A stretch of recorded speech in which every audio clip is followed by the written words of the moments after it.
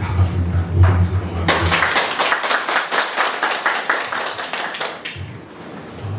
오늘 이제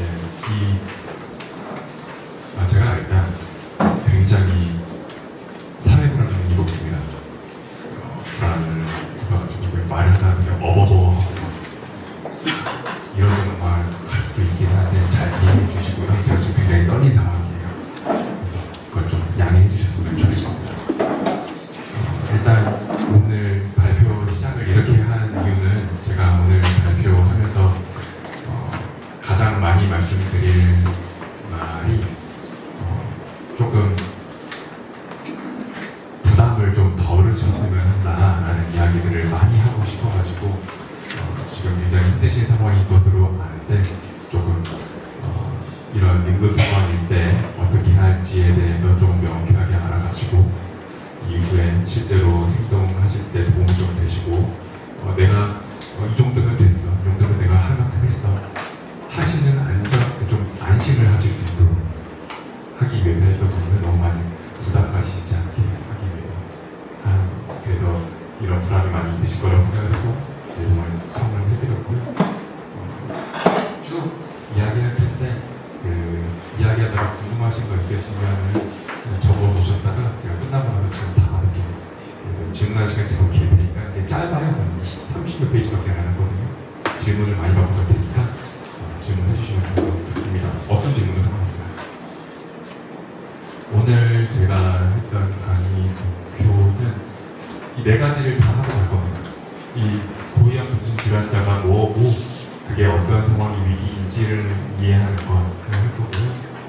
이런 위기 상황에서 어떻게 하면 안전하게 대응할 수 있을지에 대해서 할 거고 그때 가족들이 어떤 역할을 갖게 되는지 어떤 한계를 있는지에서 한계에 대한 이야기를 많이 할 거예요. 이 한계라는 게 나쁜 말이 아니라 이 정도면 충분하다라는 거예요. 충분하다. 이거 이상을 하면 안 된다. 라는 이야기를 할 거고 지역자원 활용 방법도 알려드려서 이런 거를 좀 도움을 많이 받으셨으면 좋겠다에 대한 이야기를 하고 마무리를 지을 겁니다. 일단 이제 이 고위험 정신질환자가 무엇이고 어떤 상황이 고위험 정신질환이냐 라고 했을 때 이제 이게 한 3년 전인가 국립정신건강센터라는 데서 이런 거를 발간했어요.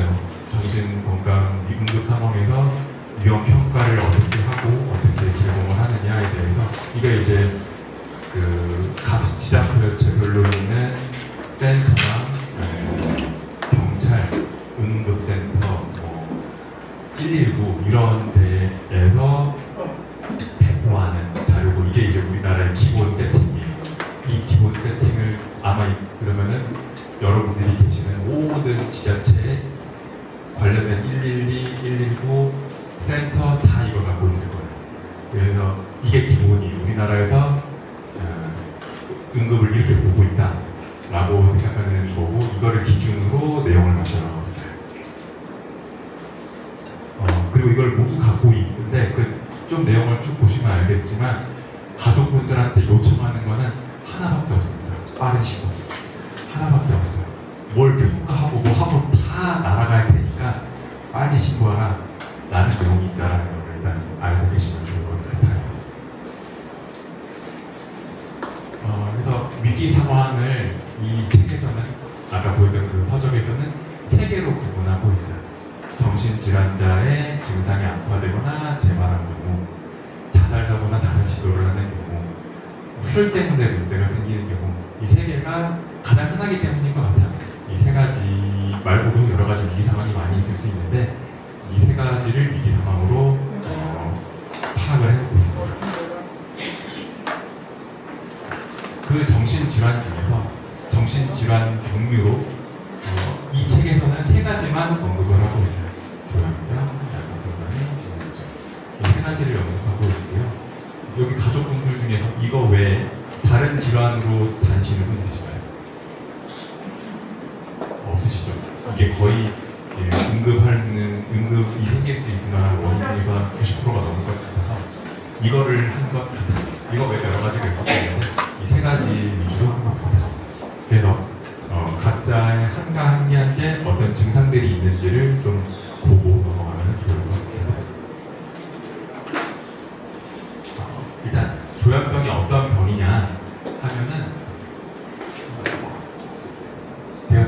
질문 없이 그냥 갈게요. 조현병이 어떤 병이냐 하면은 일단 지속적으로 중얼거리거나 혼자 말하거나 실실 웃는 모습 이렇게 써 있는데 이게 흔히들 말하는 환청의 증상이에요. 조현병은 크게 5가지 증상 중에서 2가지 이상을 만족하는 것이 필요한데요. 그 중에서 가장 흔한 증상 중에 하나가 환청입니다. 또 왜 중얼거리고 혼잣말 하느냐? 소리가 들려서 그래요. 소리가 실제로 없는데 소리가 들리니까 그 소리에 대해서 반응을 하는 거. 그래서 걔랑 대화하는 모습이 중얼중얼 거리는 것처럼 보이고 이게 웃기니까 혼잣말하고 수시시 웃어요. 이제 이걸 좀 더 넓게 보면 환각이라고 하고 없는 감각이 느껴지는 것을 보고 환각이라고 합니다. 그래서 이게 증상 중에 하나고 객관적인 설명으로 설득이 되지 않거나 잘못된 믿음 이걸 가지고 저희는 망상이라고 해요. 그래서 망상과 환각 이 2가지가 가장 조현병하면은 특징적인 증상이고요.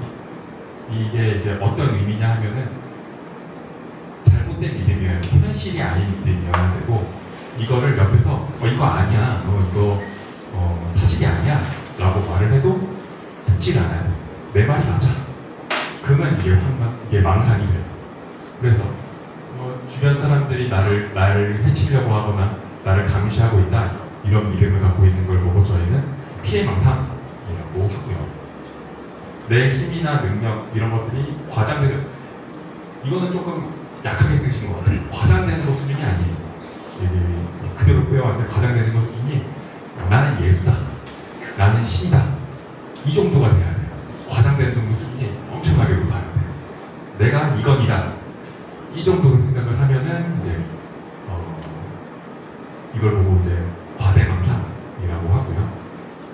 실제로 나랑 관계가 없는 일상생활에 지닌 것들이 나랑 관련이 있다고 생각하는 거 쉽게 생각하면은 뭐 TV에서 내 이야기를 하는 것 같아가 아니라 TV에서 내 이야기를 하고 있어 여야 해.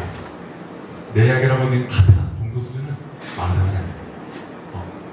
저 옆에 있는 2사람이 대화하는 걸 보고 저 사람들이 내 이야기하고 있는 것 같아 그러면 망상 아니에요. 힘들면 그럴 수 있거든요. 근데 2사람들이 내 이야기하고 있어 그럼 어떨 것 같아요? 진짜 그러고 있으면 화가 나겠죠. 들이미는 거예요. 그걸 보고 이제 이걸 보고 망상이라고 하는데 이 망상은 이제 관계망상이라고 합니다. 그래서 가장 흔한 망상 3개가 써져 있는 거거든요. 피해망상, 해치려거나 감시하고 있다고 하니까 보통 집에 막 머물겠죠. 무서워서 오돌오돌 떨고 있겠죠. 실제입니다. 이 사람들한테. 그리고 과대망상이나 관계망상 이런 것들이 생길 수 있다. 그리고 이거는 좀 이제 전문가들이 좀 알아야 되는 것들인데 의사소통할 때 동문서답하거나 지리멸렬한 모습을 보인다는 것은 엉뚱한 이야기를 하는 거예요. 갑자기 이야기하다가 다른 이야기로 튀고 이런 걸 보고 전문 용어로는 와해된 언어라고 와해된 생각, 와해된 언어라는 표현을 쓰는데요. 와해된 언어 이런 것들이 보이고요. 그래서 이제 대화가 잘 안 돼요. 말을 했을 때 엉뚱한 이야기를 하고 딴 이야기를 하니까 말하다가도 얘가 퉁퉁 튀고 이래요. 그리고 이제 의미 없는 행동을 반복하거나 하는 행동장애를 보인다 이런 걸 보고 와해된 행동이라고 하는데요. 이제 와해됐다라는 표현을 제가 자꾸 쓰고 있는데 와해됐다는 것은 전문적인 용어로는 목표가 없는 이야기거든요. 그러니까 갑자기 서서 가만히 다니고 있어. 그리고 1시간이나 2시간이 가만히 있어. 목표가 있을까요? 없어요. 목표가 없는데 그러고 있어. 그런 의미 없는 행동. 아니 계속 뭐 왔다 갔다 이거를 1시간째 이러고 있어. 의미 없는 행동이죠. 그런 걸 반복하는 행동장애를 본다. 그래서 이게 증상이고요. 그리고 대인관계가 단절됐거나 가족에는 교류한 사람이 거의 없습니다. 이건 음성 증상이에요. 아까 말했던 이 4가지는요. 그러니까 환청, 망상, 와해된 생각, 와해된 언어, 와해된 행동 이 4가지는 양성 증상이라고 해요.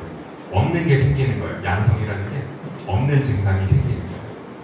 그리고 이거는 있는 증상이 없어지는 거예요. 원래 대인관계가 있어야 되는데 단절이 되고요. 말을 해야 되는데 말을 안 하고요. 친구들이랑 대화를 해야 되는데 대화를 안 하는 거 이런 걸 보고 이제 음성 증상이라고 해요. 의욕이라는 공개 상실 이것도 음성 증상이겠죠.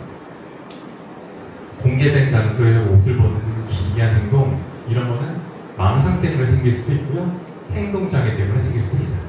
그래서 이런 것들이 보이는 거를 보고 저희는 조현병이라고 하는데요. 이런 증상이 조금 악화됐다 하면은 응급으로 될 수 있겠다 라고 생각하시면 좋을 것 같고, 이거 자체는 응급이 되지 않습니다. 응급이 되진 않는데 이런 증상을 갖고 있으면은 조현병적인 증상이구나 하시면 돼요.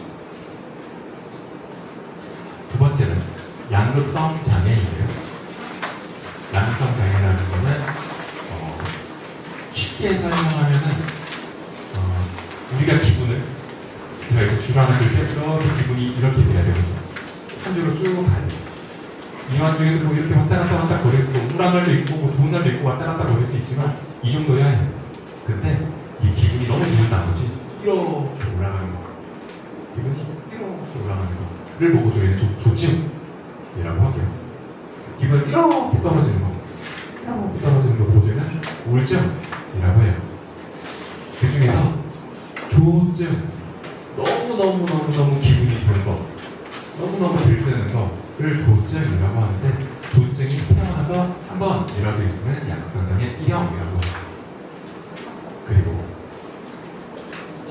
그렇게 조증까지는 아니고 그냥 기분이 어느 정도 좋은 정도가 있으면서 우울한 게 심한 게 있어요.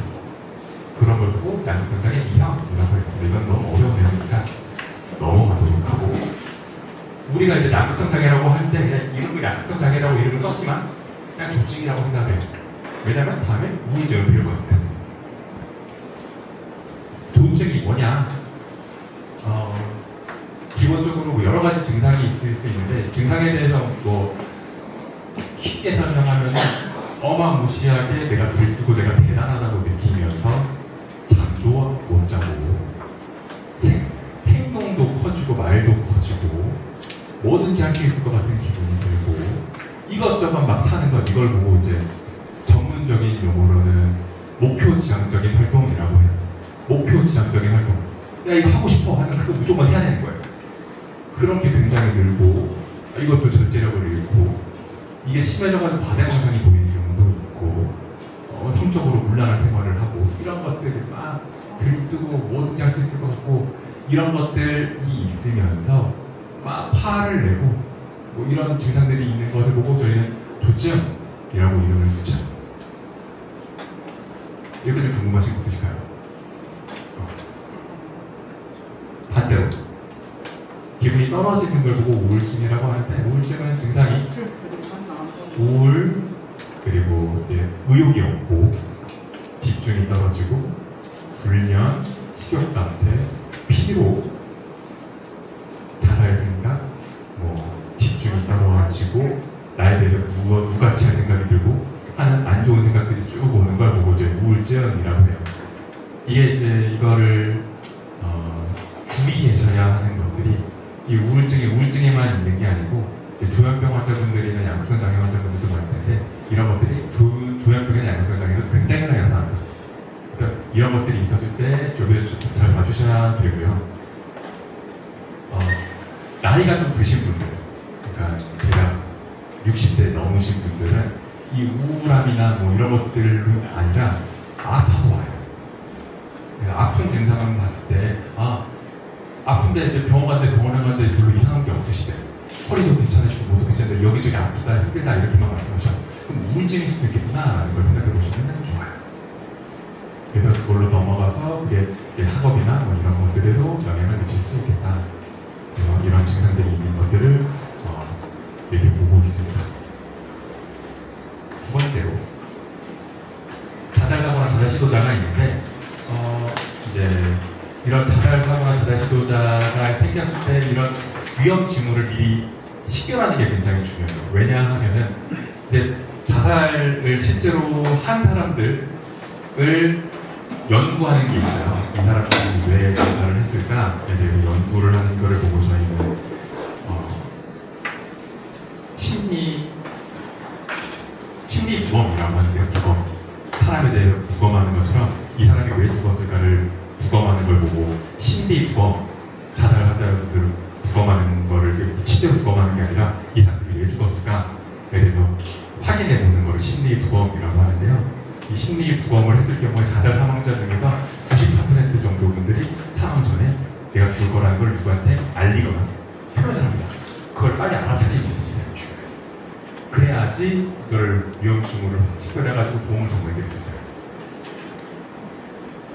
언어적으로 보통 하는 게 이런 것들이 나 없이도 잘 살 수 있지. 죽으면 생각이 없을 것 같으니까 좋을 것 같다. 살아갈 이유가 없다. 난 너무 지쳤다. 내가 죽어도 누가 신경이나 쓰겠느냐. 곧 나에 대해 걱정할 필요가 없게 될 거다. 하는 이야기들을 해요. 이런 이야기들을 하면은 병원에 한번 가야겠다. 라는 생각을 하시고 치료를 한번 보시는 게 굉장히 중요해요. 그것뿐만 아니라 미리 좀 이런 이야기를 안 하더라도 주변 사람 중에서 그 사람에게 굉장히 중요한 사람이 죽었다든지 주변인들이 자살을 했다든지 다른 사람들에게 내가 짐이 될 거라는 두려움을 느끼는 것처럼 보인다든지 심각한 질환을 받았다는 진단을 받으셨다든지 심각하게 경제적으로 어려움이 겪을 만한 예상이 됐다든지 문제를 위해서 노력을 했는데도 해결책을 못 찾고 희망이 없다고 느끼시다든지 이게 굉장히 중요하거든요. 희망이 없다고 느끼는 것이 가장 흔한 우울증의 원인이죠. 뭐 직장 내에서 처벌의 위기가 놓인다든지 여러 가지가 상황적인 단서가 될 수 있겠고요. 행동적으로도 가장 중요한 거는 자살 지도력이 과거에 있었는지가 중요하고 옆에서 보셨을 때 자살 도구를 수집한다든지 감정 기복이 크다든지 유서를 남긴다든지 내가 중요하게 여기던 물건을 다른 사람한테 준다든지 흉내를 내겠다든지 알코올 관련된 일이 생긴다든지 혼자 있으려고 한다든지 수면, 식욕, 음주량 등이 변화한다든지 했었을 때 이런 것들이 악화될 수도 있다는 것을 의심해 보시는 게 좋아요. 세 번째는 좀 뭐 알코올 환자분들이 있을 것 같지는 않아가지고 없겠죠. 짧게 넘어가도록 할 거예요. 알코올 사용장애 같은 경우는 주치 문제나 뭐 알코올 중독 위기가 있을 수가 있는데요. 첫 번째 주치 문제를 이기는 알코올 중독이 아닌데 알코올 중독자가 아니라 그냥 그날 기분 좋게 술을 많이 마셨는데 필름 끊기고 단수 포함해가지고 미치가 나기는 겁니다. 이거는 진짜 알코올 중독자여가지고 문제가 생기는 이게 아니고요. 뭐 언어적으로 술 마신 다음 날에 이런 금단 증상이 생겼어요. 이상한 게 보여요. 이런 것들이 생길 수가 있고요. 상황적으로 술을 너무 많이 마신다든지 지체가 없다든지 이런 것들이 생길 수 있고요. 이렇게 해서 여기까지 좀 하도록 하고 그 다음에 여기서부터 본격적으로 시작되는 내용을 봐주셨으면 좋겠습니다. 일단 우리나라에서 이 사람이 정신과적으로 문제가 있는 사람이 진짜 문제다라고 하는 게 뭐냐 이 5가지 이걸 응급이라고 저희 생각해요. 법적으로 이런 상황에 놓이면은 이 사람이 응급이구나 라고 생각을 합니다. 첫 번째가 본인 또는 타인의 건강에 안전에 중대하거나 직접적인 위해를 가하는 경우. 두 번째는 본인의 또는 타인의 건강에 안전에 중대하거나 직접적인 위해를 가할 개연성이 높다고 인정되는 경우. 이렇게 2가지가 있는데 직접적인 위해를 가한다는 것은 실제로 공격을 한다는 소리입니다. 그리고 실제로 공격을 하는 거를 막았어. 그러면 2번째 게 되는 거예요. 높은 거니까. 그건 강한 거고, 막은 거고. 3번째는 중대하거나 직접적이진 않은데 상습적으로 계속 자꾸 괴롭혀. 아니면 자꾸 내 자해를 해. 이것도 문제가 있다고 보고 있고요. 4번째는 본인이나 안전에 중대하거나 급박한 위험이 있는 경우. 헷갈리죠? 직접적인 위해랑 급박한 위험이랑 뭐가 다른지. 직접적인 위해는 말 그대로 진짜 한 거고요. 급박한 위험은 말만 한 거예요. 나 진짜 죽을 거야. 진짜로 죽을 거야. 급박한 위험 정도 하는 게 어느 정도 급여야 되냐면은 예를 들면은 실제로 뭐 칼을 샀어. 위에는 안 했잖아요. 급박하다고 생각이 들죠. 그러면 이제 급박한 위험이라고 생각을 하는 거고 개연성이 높다고 인정돼요. 뭐 아니면은 약을 잔뜩 모았어. 그러면 급격한 위험이 있는 거죠. 개연성이 높다고 인정이 되죠. 그런 차이가 좀 있습니다. 그래서 이 5가지 경우를 보고 저희는 그래서 어지간하면은 가족이라 하면은 대부분 느낌을 받습니다. 이 사람은 좀 문제가 생길 수 있겠어. 이 환자가 문제가 생길 수 있겠어. 그럼 대체적으로 이게 맞아요. 맞을 수밖에 없어요. 그리고 맞는지 안 맞는지를 고민하실 필요도 없어요. 사실. 왜냐면 이걸 다 112랑 119랑 정신보건센터랑 병원에서 합니다. 이걸 파악을 해가지고 입원할지 말지 고민을 해요. 그러니까 이런 것들이 있고 법적으로 하고 있으니 그래서 응급위기 대응을 하려는 목적이 뭐냐? 정신질환자가 자해하는 거로부터 정신질환자 본인을 보호하고요. 정신질환자의 타해 위험으로부터 나, 가족, 그리고 지역민들을 보호하는 것이 목적이에요. 그래서 우리가 뭘 어떻게 해야 되는 거냐? 대응을 해야 되는데 대응은 3단계로 해야 되는데 첫 번째가 제일 중요하고요. 두 번째, 세 번째는 알고 계신 첫 번째 거를 무조건 하시고 안전 확보랑 즉시 신고하는 걸 하시고 두 번째랑 세 번째는 알고 있으시면 돼요. 제일 중요한 거 이제 뭔가 이상해, 뭔가 일이 터졌어. 이 사람이 이제 이 환자가 문제가 생겼어 했을 때 제일 중요한 게 뭐냐? 남이야, 나. 환자가 아니고요, 나예요. 왜냐면 내가 신고할 거기 때문이에요. 그거를 꼭 명심을 하셔야 돼요. 많은 분들이 오해하시는 게 막 칼 들고 날뛰고 있는데 이거 어떻게든 막아보겠다고, 내가 어떻게든 해보겠다고 들립니다. 그러다가 크게 다치세요. 그러면 신고도 못해요. 내 안전함과 최선이에요.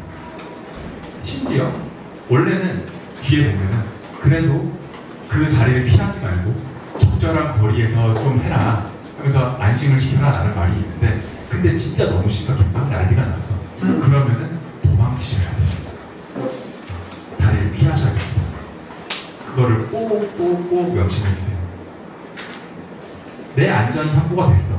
내가 괜찮아. 그러면은 이제 환자분의 안전을 그렇게 생각을 하셔야 돼요. 첫 번째는 나고요. 내가 제일 안전해야 되고요. 그리고 환자분을 안전을 확보를 하세요. 그래서 확보가 됐어. 그냥 딱 보자마자 진짜 말도 안 될 것 같아. 그러면 도망가야 되고요. 말이 좀 될 것 같아. 그러면은 어느 정도 옆에 있는 뭐 환자를 확보할 수 있는 것들을 하고 뭐 자살을 하려고 했다 그러면 칼을 치우고 뭐 매려고 했다 그러면 그걸 피하고 하고 그리고 난 다음에 즉시 신고할 거예요. 바로 신고는 즉시. 119는 112는 상관이 없어요. 무조건 신고하세요. 이게 이제 아까 보여준 그 책에서 어떻게 이제 우리가 응급이 생겼을 때 개입을 하느냐에 대한 내용이 적혀져 있는 방식인데요. 이제 우리는 여기 계신 분들은 지역 주민이 돼요. 지역 주민이 대상자를 발견합니다. 그런 다음에 우리가 해야 되는 건 신고고요. 그래서 정신건강복지센터든 경찰이든 소방차한테 알려줘요. 쎄하다 그러면 신고부터 하세요. 신고할 때는 제일 중요한 거는 내가 여기가 어딘지 알려주셔야 돼요. 집 주소부터 알려줘야 됩니다. 그리고 위기 상황에 대해서 명확하게 설명하셔야 돼요. 너무 급하다 보니까 예를 들면 아들이 자살하려고 해요. 그러면은 못 알아들어요. 뭘로? 어떻게? 그러면 시간이 길어지겠죠. 뭘로 자살하려고 하는지 무슨 상황인지를 설명해 주셔야 돼요. 아들이 위험해요. 그래도 되긴 한데 그러면은 길어져요. 물론 신고가 될 수 있긴 했지만 미리 연습을 하신다고 하면은 집 옥상에서 자살 시도를 하려고 해요. 떨어지려고 해요. 라고 말한다든지 칼을 들고 가족을 공격하려고 해요. 라는 조금 더 명확한 거를 신고를 할 때 말하는 게 더 좋다. 그게 더 빠르게 전달될 수 있다. 그리고 난 다음에 이게 아까 말했던 1번이고요. 기억까지 꼭 하시면 되고요. 이제 2번 이제 그렇게 되면은 한숨 놓으신 거예요. 그리고 나서 그거 외에 그 방 안에 있던 뭐 자살 도구나 위험 도구가 있으면은 또 긴끈이나 약물이나 칼이나 감이나 경계탄이나 날카로운 물건이나 흉가 될 수 있는 물건들이 있다면은 확인을 하고 있으면은 숨기거나 멀리 치우시는 거 이게 되게 중요하고요. 세 번째가 이제 신고해서 올 때까지 안전하게 함께하는 거예요. 너무 가까이 가면 안 되고요. 너무 멀리 있어도 안 되고. 그 대신에 너무 응급한 상황이 아니라면 혼자 두지는 않는 게 좋습니다.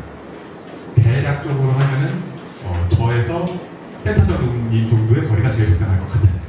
이 정도의 거리에서 정서적으로 안전한 환경을 확보하는 게 되게 좋아요. 뭔가 시끄러운 게 켜져 있다 그러면 그것도 끄고요.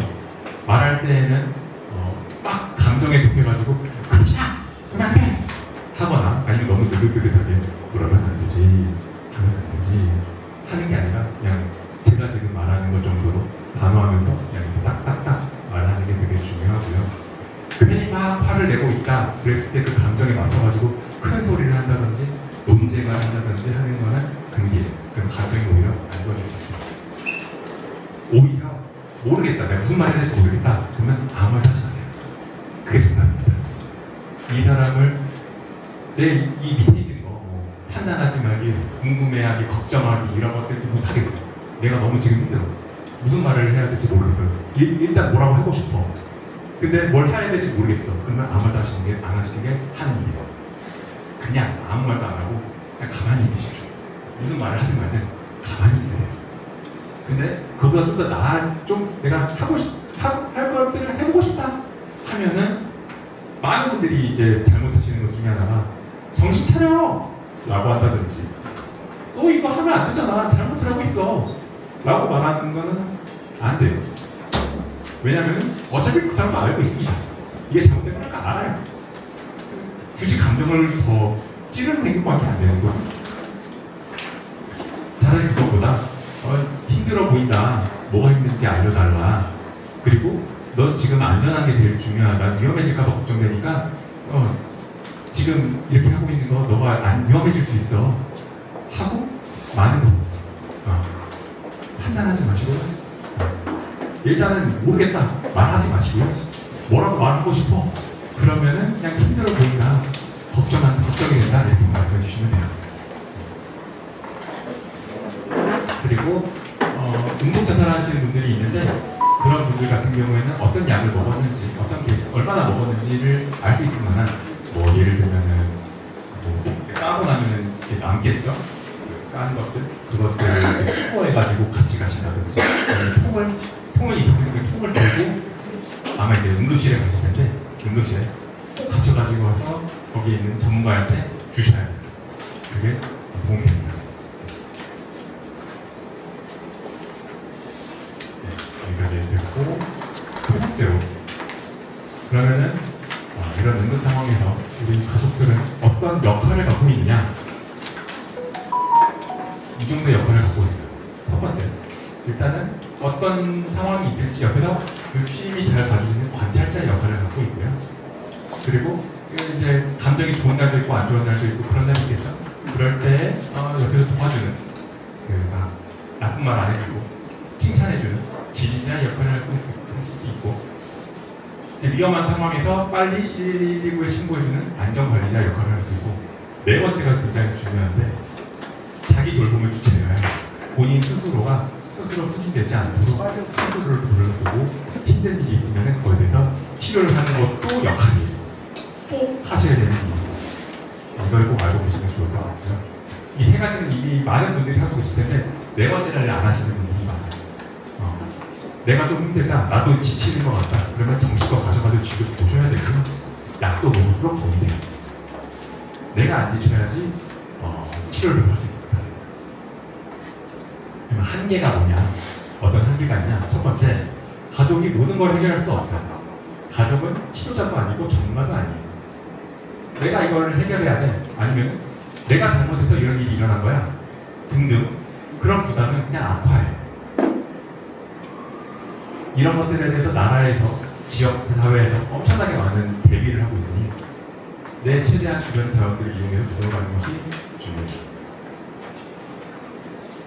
그리고 환자 행동을 완전히 통제할 수 없어요. 이게 입원 세팅이 아니기 때문에 약물을 안 먹는다든지 병원을 안 간다든지 이런 가족 행동을 막을 수가 없어요. 강제 입원이나 이런 것들을 법적으로 절차를 따라야 되니까 그런 것들이 생기면은 신고를 하시는 게 중요합니다. 이런 문제가 생겼을 텐데. 환자에게 감정적으로 휘말릴 수가 있어요.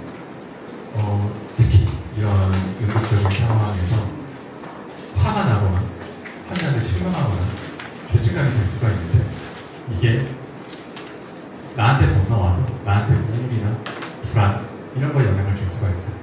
그렇기 때문에 내가 조금 우울하거나 불안해 모르겠고 나 요즘에 잠이 잘 안 와. 요즘에 입맛도 별로 없어. 그러면은 혼자 감당하지 마시고 외부 지원이라는 게 정신과진료 보라는 거예요. 정신과진료가 부담이 돼.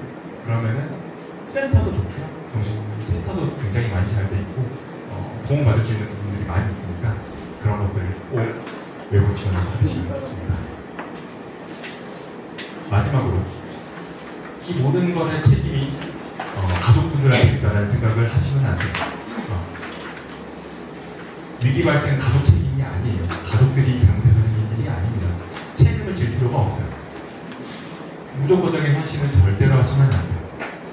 나부터 지켜야 되는 거고요. 나 다음에 가족이 있는 거예요. 나 다음에 환자가 있는 거예요. 그거를 꼭 명심해 주시면 좋고요. 가족은 최선을 다하되 내 삶과 내 건강도 지켜야 된다는 거. 그걸 꼭 아셨으면 좋을 것 같아요. 아까 그 영상에서도 의과대학 나왔었다가 했는데 그거 하느라 이제 의과대학도 못 가시고 하셨다는 분 있잖아요. 얼마나 안타까워요. 그러면 안 돼요. 내가 먼저입니다. 자신의 삶과 건강을 지키는 게 먼저예요. 내가 내 삶과 건강을 못 지키겠어. 그 정도로 힘들어. 그러면은 입원을 시켜야 되는 거고요. 어느 정도 지역사회나 센터나 이런 데다가 맡기시고 내 삶을 지키셔야 해요. 굉장히 중요합니다. 그래서 지역 자원들이 이제 이 정도로 나와 있어요. 정신건강 상담 전화가 있어요. 1577-0190인데요. 편하실 때 언제든지 접촉을 할 수가 있고요. 정신건강복지대표 각자 자신의 지역구에 시군구청에 있는 보건을 다 있을 겁니다. 거의 다 있을 거예요. 가셔서 도움을 요청해 주시면 굉장히 잘해 주시고요. 가정 방문을 받을 수 있어요. 이게 이제 정신건강복지센터나 나라에서 해주는 경우도 있고요. 의사나 경찰의 도움을 요청해서 하실 수도 있고요. 이제 입원 전공 제공하는 것들도 여러모로 도움을 드릴 수 있는 경우들이 많이 있습니다. 만약에 이런 것들이 필요하다고 하면은 저희 병원도 좋고 어느 거든지 상관없어요. 상담 전화도 좋고 일단 자원이 있으니 찾아보시고 해보시는 게 굉장히 중요해요. 그래서 45분밖에 안 지났네요. 질문 시간을 충분히 갖도록 하겠습니다. 그래서 오늘 말씀드렸던 거 고위험 정신질환자의 위기 상황을 이해한다. 아셨던 것처럼 아까 말했던 5가지가 위기 상황이라고 말씀드렸어요. 직접적인 이해를 가하는 경우, 직접적인 이해를 가할까 그런 상황이 응급 상황이 생길 것처럼 생기는 경우, 반복적으로 일이 자폐가 일어나는 경우, 급박한 상황이 일어나는 경우, 급박한 상황이 일어날 뻔한 경우, 이 5가지가 우리가 생각하는 고위험 정신질환을 이용합니다. 안전한 대응 방식을 있다고 했죠. 제일 중요한 거는 나의 안전이고요. 안전 파악하고 환자의 안전을 지키고 신고부터 하는 겁니다. 신고까지는 절대로 많은 시간이 걸려서는 안 돼요. 30초 이내 무조건 빨리 신고를 하는 게 중요하고요. 그리고 나서 주변에 안전정보가 있으면 치우시고 너무 가까이도 멀리 있지 않은 상태에서 지켜보시면서 가만히 있기. 그 안전한 대응을 지키고요. 가족의 역할, 아까 말씀드렸던 것처럼 3가지가 있었는데 옆에서 관찰도 하고 지지도 하고 신고도 하고 하는 것들 한데 그것보다도 그것만큼이나 중요한 것이 나를 지키는 거. 그게 굉장히 중요한 역할입니다. 나를 꼭 지키셔야 되고요. 내가 하는 일이나 내가 하는 것들 뭐 하루 이틀 정도 너무 응급한 상황이 생겼을 때 뺄 수는 있겠죠. 근데 내가 일을 그만둬야 돼. 내가 하던 것을 못해야 돼. 그런 일이 최대한 생기지 않을 수 있도록 하는 게 굉장히 중요해요. 내가 무너지면은 그 즉시 환자도 무너져요. 내가 안 무너져야 돼요. 그래서 환자는 안 무너질 수 있어요. 그러고 한계도 아까 말씀드렸던 것처럼 그 네 가지가 있으니 알고 계시면 좋을 것 같아요. 지역 자원도 아까 말씀드렸던 것처럼 1577에 0199 있으니까 그것도 하시고 뭐 여기에 있는 약병원도 좋고 뭐 뇌래도 좋고 센터도 있고